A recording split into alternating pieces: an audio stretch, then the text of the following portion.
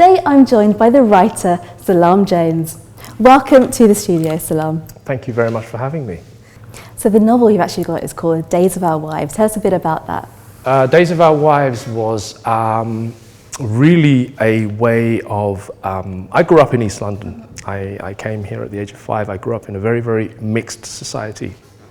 I also lived in the Netherlands for a while, which kind of gives me a different perspective on life and also Bengali life. And one of the things about the Bengali community is that we're very, very quick to disapprove of others.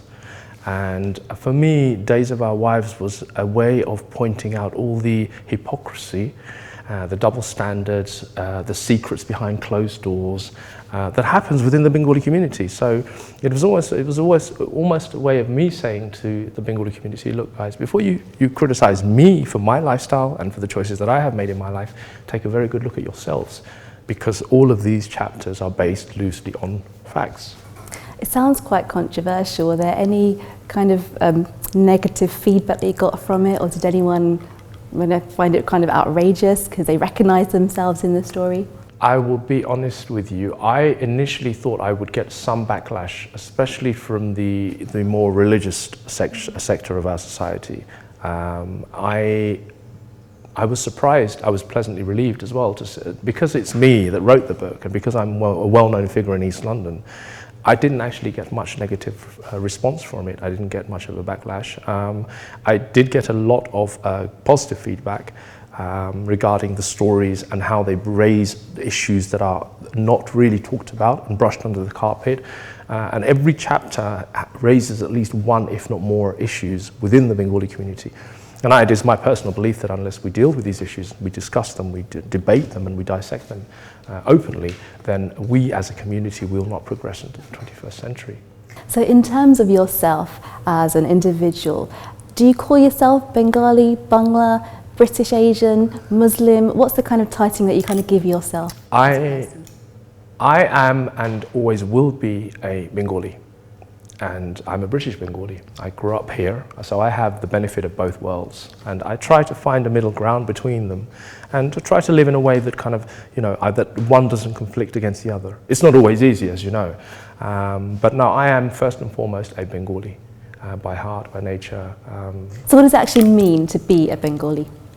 God, I could say our food, for a start. I could say our the way our families interact with each other, the way our society kind of binds. I didn't go back to Bangladesh for a very, very long time.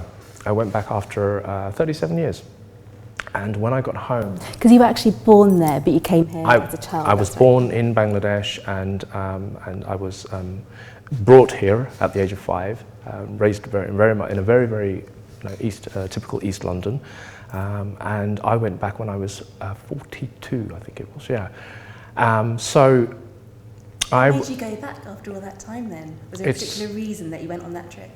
I was at a turning point in my life where I decided that really I needed to sort of kind of understand where I'm going with my future. I needed to kind of go back to my past and understand where I had come from.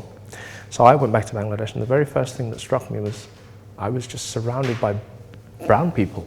It was just sort of Sylhet, and everybody was speaking my language. Everybody. It was like a really good afternoon on Brick Lane, And I felt at home, and I felt at peace, And I felt a certain type of peace that I hadn't felt in a very long time. And that's the reason why I keep going back every year now as well. So it really, I don't have, both of my parents have passed away, so I don't have that much of a family here in London, in the UK. But when I went back to Bangladesh, especially Sylhet, I felt I was at home and I felt I was surrounded by family. Thank you so much for watching our episode with Salam Jones. We'll be back soon for more Oitij-Jo Presents.